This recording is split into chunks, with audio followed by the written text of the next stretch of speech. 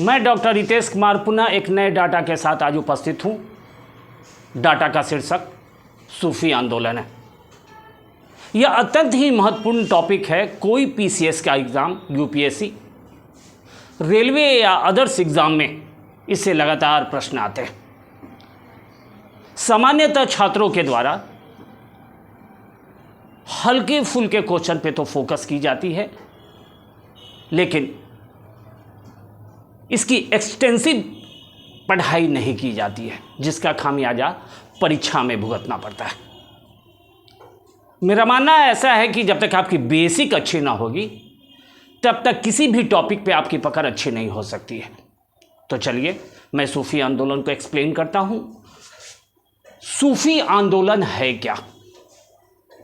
सबसे जरूरी है हमें ये जानना, इस्लाम के अंदर जो सुधारवादी आंदोलन चलाए गए, उस आंदोलन को हम किस नाम से जानते हैं? सूफी आंदोलन के नाम से जानते हैं। यहां इस बात पे गौर करनी होगी कि आखिर सूफीवाद अर्थात सूफी मत का उद्भव या उत्पत्ति कहां हुई? तो फारस में हुई। इस फारस को ईरान के नाम से भी जाना जाता है। सामान्यतः फारस के बसरा नामक क्षेत्र जो इराक में अवस्थित है, जब हम फारस बोलेंगे तो उसमें इराक और ईरान सामूहिक रूप से आ जाएगा। तो ऐसी परिस्थिति में फारस के बसरा नामक क्षेत्र में इस ईरान को आप इराक भी समझ सकते हैं। बसरा नामक क्षेत्र में इस सूफीवाद का उदय हुआ। लेकिन यहाँ आपको समझना पड़ेगा कि 7वीं से 8वीं शताब्दी के मध्य विश्व में सूफीवाद का उदय हुआ, जिसमें प्रारंभिक जो सूफी संत थे उनमें सबसे महत्वपूर्ण नाम 8वीं सदी में राबिया नामक महिला का था, जो सूफी मत के रहस्यवादी सिद्धांत की समर्थन करती थी। इसी क्रम में जब आगे आप गौर करेंगे तो पाएंगे 10वीं शताब्दी में प्रसिद्ध सूफी संत मंसूर हल्लाज का उदय हुआ, जिनकी दार्शनिक क्षमता उनके लिए मौत का कारण बनी। इन दो सूफी संतों को प्रारंभिक सूफी संतों का दर्जा दिया जाता है। लेकिन यहाँ आपको ये समझने की आवश्यकता है, इस्लाम के अंदर जो सुधारवादी आंदोलन चला, वो इस्लाम में कट्टरता को दूर करने का प्रयास किया। साथ ही साथ इस्लाम के अंदर एक नई दार्शनिक विचारधारा का उदय हुआ। फलतः इस्लाम को मानने वाले परंपरावादी और सूफीवादियों के मध्य काफ़ी ज़्यादा तनाव हो गया। ऐसी परिस्थिति में मंसूर हल्लाज को फांसी दे दी गई और सूफी मत के संतों के साथ परंपरावादी इस्लाम मानने वाले समर्थक के मध्य तनाव हो गया। फलतः 12वीं शताब्दी में अल गजाली के द्वारा रहस्यवादियों और परंपरावादियों, यहाँ आपको समझना होगा कि परंपरावादी किसे कहा जाता है? जो कुरान को 100% मानता है या शरीयत में पूर्ण समर्थन करता है, उनके मध्य समझौता कराने में अल गजाली सफल हुए। फलतः सूफीवाद का विस्तार धीरे धीरे संपूर्ण विश्व में फैलने लगा। यहाँ आपको गौर करना पड़ेगा, आखिर सूफी मत की उत्पत्ति कहाँ से हुई? यह कौन सा सिद्धांत था जिसके द्वारा सूफीवाद का उदय हुआ? तो हम पाते हैं कि वहदत उल वजूद का सिद्धांत एक ऐसा सिद्धांत है जिससे सूफीवाद का उदय हुआ। जब हम इस पे गौर करते हैं तो पाते हैं कि इस वहदत उल वजूद के सिद्धांत के प्रतिपादक कौन थे? तो उसके प्रतिपादक मुहिद्दीन उल अरबी थे। इस सिद्धांत के अनुसार काफ़ी इंपॉर्टेंट लाइन है, सामान्यतः पीसीएस के एग्ज़ाम में इससे प्रश्न आते हैं। वहदत उल वजूद का सिद्धांत क्या बतलाता है? तो यह बतलाता है ईश्वर या अल्लाह एक है और साथ ही साथ सभी वस्तु में ईश्वर है। अल्लाह एक है, इसे तो परंपरावादी मानने को तैयार थे, लेकिन वो इस बात को नहीं मान रहे थे कि सभी वस्तु में ईश्वर है। यही कारण है कि रहस्यवादियों और परंपरावादियों के मध्य तनाव की स्थिति उत्पन्न हो गई थी। लेकिन जब हम गौर करते हैं और परीक्षा की दृष्टि से जब हम सूफीवाद पर फोकस करते हैं तो हम पाते हैं कि सूफी शब्द का निर्माण या सूफी शब्द की उत्पत्ति किस शब्द से हुई है, तो सफ़ा शब्द से हुई है। यह सफ़ा शब्द किस भाषा का शब्द है, तो अरबी भाषा का शब्द है। सूफी शब्द का वास्तविक अर्थ पे जब हम गौर करते हैं तो हम पाते हैं मन की पवित्रता, अर्थात सूफी का शाब्दिक अर्थ क्या होता है, पवित्रता होता है। साथ ही साथ वैसे संत जो मोटे ऊन के वस्त्र धारण करते हैं उसे सूफी कहा जाता है।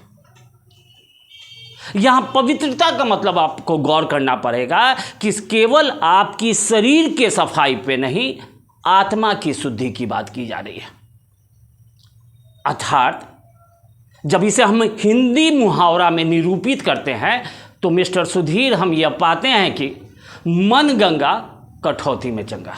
अर्थात सूफीवाद मन की शुद्धता पे विशेष रूप से जोर देता है, लेकिन history is a subject of contradiction, इतिहास विवाद का विषय है। लेकिन सामान्यतः बहुसंख्यक इतिहासकार के द्वारा सूफी का अर्थ पवित्रता बताया गया है, लेकिन कई ऐसे इतिहासकार हैं जो यह बताते हैं कि सूफी सोफिया नामक यूनानी भाषा का शब्द है जिसका अर्थ क्या होता है, ज्ञान होता है।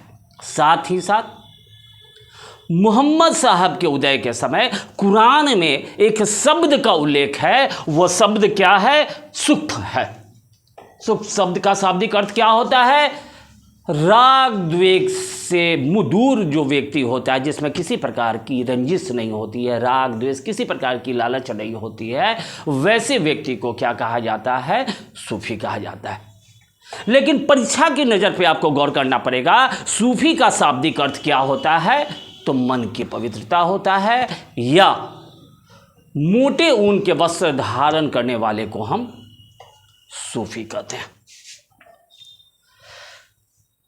इस सूफी को समझने के लिए परीक्षा की दृष्टि से कुछ तकनीकी शब्द हैं, उस पर आपको गौर करना पड़ेगा। सामान्यतः हल्की फुल्की पुस्तक, हल्के फुल्के टीचर के द्वारा 2-4 शब्द तो आपको बता दिए जाएंगे, लेकिन ऐसी संभावना रहती है कि वो शब्द परीक्षा में नहीं आ पाए।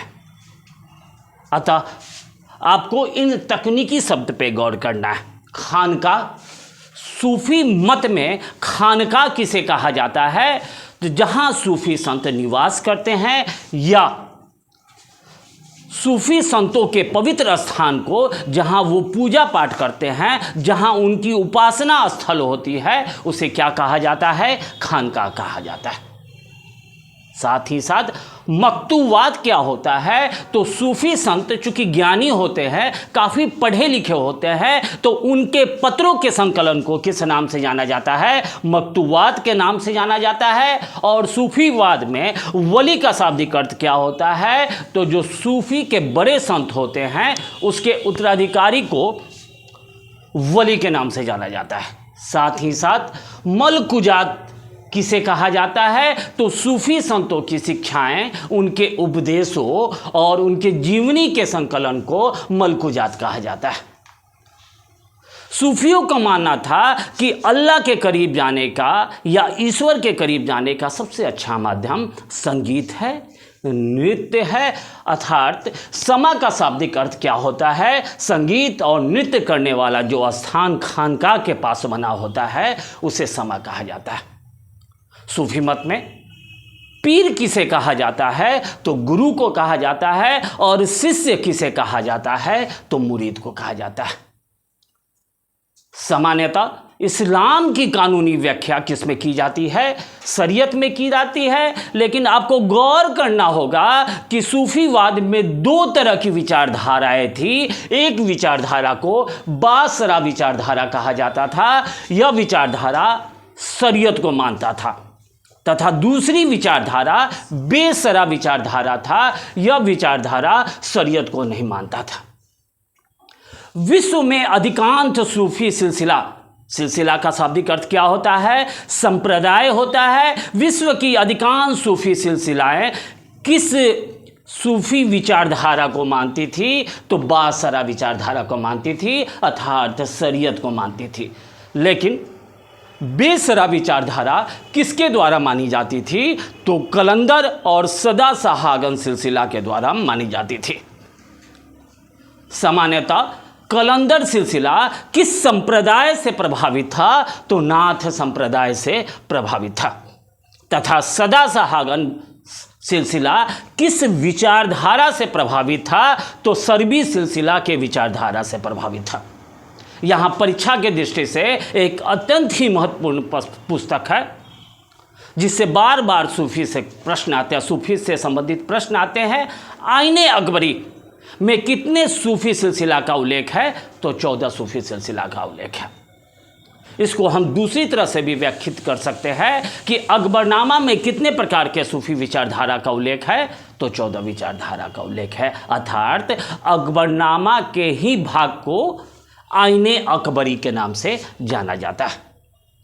बीपीएससी बिहार पुलिस सचिवालय सहायक एसआई के लिए यह अत्यंत उपयोगी है कि बिहार में किस सूफी विचारधारा का विकास हुआ? तो बिहार में फिरदौसी सिलसिला या फिरदौसी सूफी सिलसिला का विकास हुआ।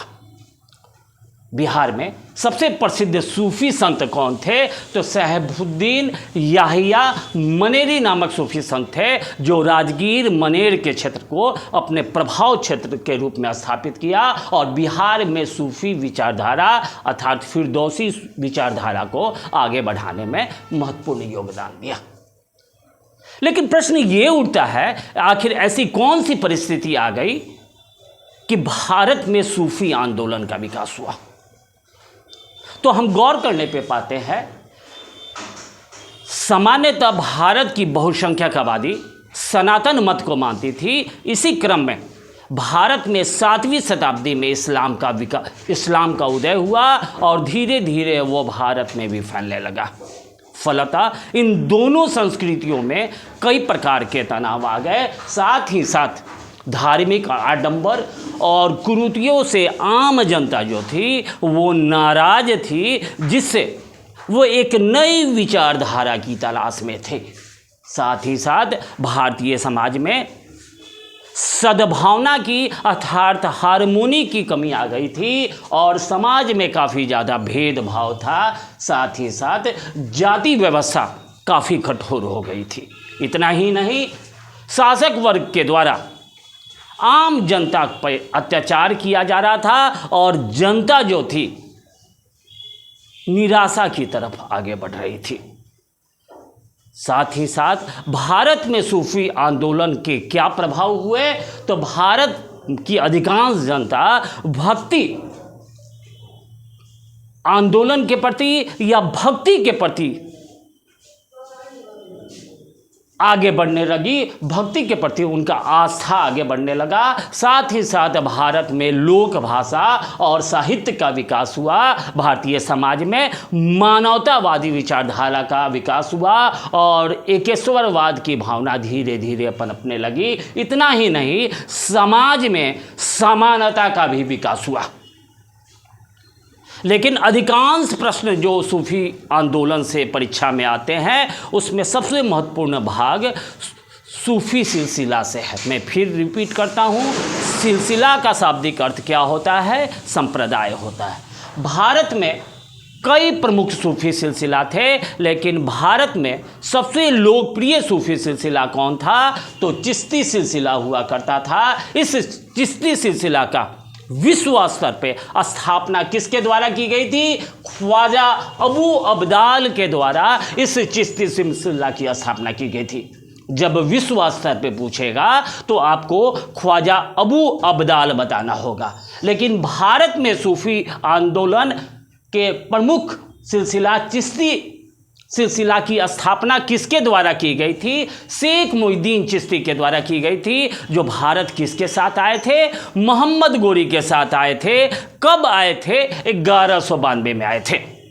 इन्होंने अपना प्रभाव क्षेत्र कहाँ स्थापित किया? तो अजमेर में स्थापित किया। शेख मोइनुद्दीन चिश्ती को किस नाम से जाना जाता है या उन्हें कौन सी उपाधि दी गई थी? तो गरीब नवाज और ख्वाजा साहब की उपाधि दी गई थी।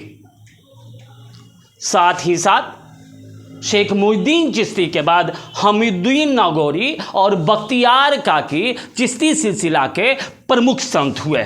हमीउद्दीन नागौरी को सुल्तान ए तारकीन की उपाधि दी गई थी। सुल्तान ए तारकीन का मतलब क्या होता है? सन्यासियों का राजकुमार। सामान्यतः सूफी संत भी गृहस्थ जीवन पे विश्वास नहीं करते थे, लेकिन कुछ ऐसे भी मत थे जो गृहस्थ जीवन पे जीते थे। बख्तियार काकी भी चिश्ती सिलसिला के प्रसिद्ध लोकप्रिय संत हुए। ये इल्तुतमिश के गुरु हुआ करते थे। साथ ही साथ इल्तुतमिश ने इन सूफी संत बख्तियार काकी के सम्मान में दिल्ली में एक मीनार की स्थापना की, जिस मीनार को किस नाम से जाना जाता है? कुतुब मीनार के नाम से जाना जाता है। लेकिन बख्तियार काकी के बाद चिश्ती सिलसिला के जो प्रसिद्ध सूफी संत हुए उनका नाम क्या था? बाबा फरीद था। बाबा फरीद को गज ए शंकर की उपाधि दी गई थी। साथ ही साथ बाबा फरीद पिछड़ी जाति के मध्य काफ़ी ज़्यादा लोकप्रिय थे। उनके कई दोहों का संकलन लगातार परीक्षा में आता है। कई दोहों का संकलन किस ग्रंथ में है? तो गुरु ग्रंथ साहिब में है। गुरु ग्रंथ साहिब किस धर्म की पवित्र पुस्तक है? तो सिख धर्म की पवित्र पुस्तक है। साथ ही साथ बाबा फरीद के बाद एक और लोकप्रिय चिश्ती संत का उदय हुआ, जिसे निजामुद्दीन औलिया के नाम से जाना जाता है, जो अपना प्रभाव क्षेत्र कहाँ स्थापित किए? दिल्ली में स्थापित किए। अर्थात उनका खानका कहाँ था? तो दिल्ली में था। ये प्राणायाम पे विशेष जोर देते थे, जिसके कारण इन्हें योग सिद्धि की उपाधि प्रदान की गई थी तथा दिल्ली सल्तनत के सुल्तान गयासुद्दीन तुगलक के साथ उनके संबंध अच्छे नहीं थे। फलतः परीक्षा में, पीसीएस में या अन्य एग्जाम में आपसे पूछा जाएगा कि किस संत ने गयासुद्दीन तुगलक को कहा था कि दिल्ली अभी दूर है? दिल्ली अभी दूर है किसने कहा था? तो निजामुद्दीन औलिया ने कहा था। निजामुद्दीन औलिया के सबसे प्रिय शिष्य कौन थे? तो अमीर खुसरो थे, जिन्हें भारत में हिंदी का और कव्वाली का जनक माना जाता है। साथ ही साथ अमीर खुसरो के द्वारा तबला और सितार का भी आविष्कार किया गया। अमीर खुसरो एकमात्र ऐसे सूफी विचारधारा के व्यक्ति थे जिन्होंने दिल्ली में 7 शासकों को गद्दी पर बैठे और उतरते हुए देखा था।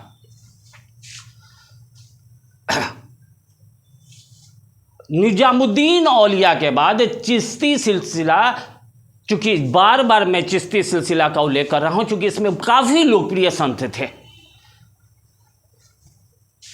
शेख नूरुद्दीन चिश्ती सूफी मत के लोकप्रिय गुरु थे या सूफी संत थे। ये किसके समकालीन थे? तो मोहम्मद बिन तुगलक और फिरोज शाह तुगलक के समकालीन थे। उसके उपरांत चिश्ती सिलसिला के एक और प्रमुख संत थे, यह परीक्षा की दृष्टि से अत्यंत ही महत्वपूर्ण है, जिनका नाम क्या था? शेख सलीम चिश्ती। शेख सलीम चिश्ती किसके समकालीन थे? तो अकबर के समकालीन थे। जब अकबर को संतान नहीं हो रही थी तो वो शेख सलीम चिश्ती के खानकाह में गए और उनसे ब्लेसिंग लेने का प्रयास किया। तदुपरांत अकबर को एक पुत्र रत्न की प्राप्ति हुई, जिसका नाम अकबर ने क्या रखा? तो सलीम रखा। अर्थात यह सलीम नाम किसको समर्पित था? तो शेख सलीम चिश्ती को समर्पित था। लेकिन शेख सलीम चिश्ती का खानका कहाँ अवस्थित था? तो फतेहपुर सीकरी में अवस्थित था। दूसरी जो महत्वपूर्ण सूफी सिलसिला है, जिसे हम सुहरावर्दी सुहरावर्दी के नाम से जानते हैं। इसकी स्थापना किसके द्वारा की गई? शिहाबुद्दीन सुहरावर्दी के द्वारा की गई। सुहरावर्दी सिलसिला का प्रभाव कहाँ था? तो पाकिस्तान के सिंध क्षेत्र, मुल्तान क्षेत्र में था। जिसके प्रमुख संत कौन थे? तो बहाउद्दीन जकारिया थे, जिन्हें कौन सी उपाधि दी गई थी? शेख उल इस्लाम की उपाधि दी गई थी। उन्हें शेख उल इस्लाम की उपाधि किसके द्वारा प्रदान की गई थी? तो इल्तुतमिश के द्वारा प्रदान की गई थी। इस क्रम में जब हम अगले सूफी सिलसिला का उल्लेख करते हैं तो वो सिलसिला का नाम क्या है? फिरदौसी सिलसिला है। जिसके संस्थापक कौन थे? तो बदरुद्दीन समरकंदी थे। इनका क्षेत्र कहाँ था? अर्थात इस सूफी सिलसिला का प्रभाव कहाँ था? तो बिहार में था। और इसके दो प्रसिद्ध संत हुए, एक याहिया अहमद मनेरी और दूसरा हुसैन बल्खी हुए। अगला सूफी सिलसिला सतारिया सिलसिला था। जिसके संस्थापक कौन थे? शेख अब्दुल्ला सतारी थे। और अगला सूफी सिलसिला कादरिया संप्रदाय या सिलसिला था। जिसकी स्थापना किसके द्वारा की गई? अब्दुल कादिर गिलानी के द्वारा की गई। इस सिलसिला के एक प्रसिद्ध सूफी संत थे, जिन्हें मकद्दुम गिलानी के नाम से जाना जाता है, जिन्होंने भारत में कादरिया सिलसिला को लोकप्रिय बनाने में महत्वपूर्ण योगदान दिया। मखदूम गिलानी किस दिल्ली सल्तनत के शासक के समकालीन थे? तो सिकंदर लोदी के समकालीन थे। परीक्षा की दृष्टि से नक्शबंदी सिलसिला काफ़ी ज़्यादा इम्पोर्टेंट है। नक्शबंदी सिलसिला की स्थापना किसके द्वारा की गई?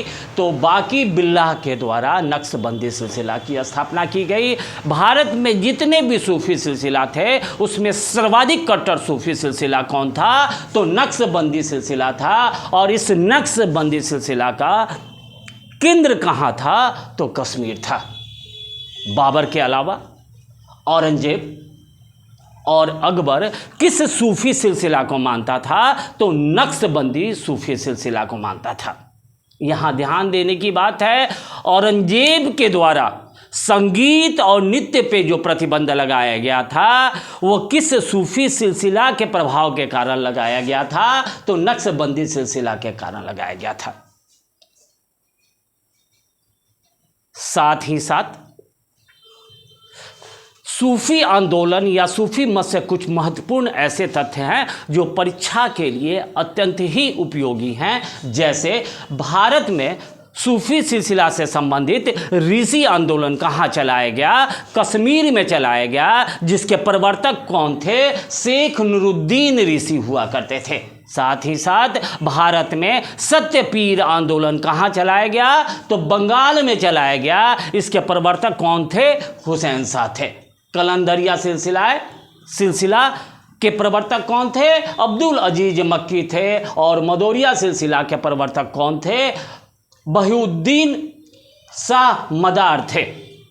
लेकिन इस सूफीवाद से एक महत्वपूर्ण स्टेटमेंट बीपीएससी या बड़े एग्जाम में आते हैं कि किसने कहा था कि ब्रह्मांड वेद है और सृष्टि कुरान है? तो रजब के द्वारा यह कथन कहा गया था। यह परीक्षा की दृष्टि से काफ़ी महत्वपूर्ण है।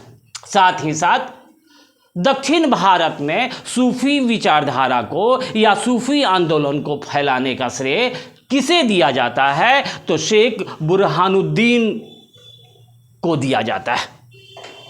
परीक्षा में लगातार आपसे एक सेगमेंट के प्रश्न आएंगे कि किस सूफी संत को कौन सी उपाधि दी गई थी।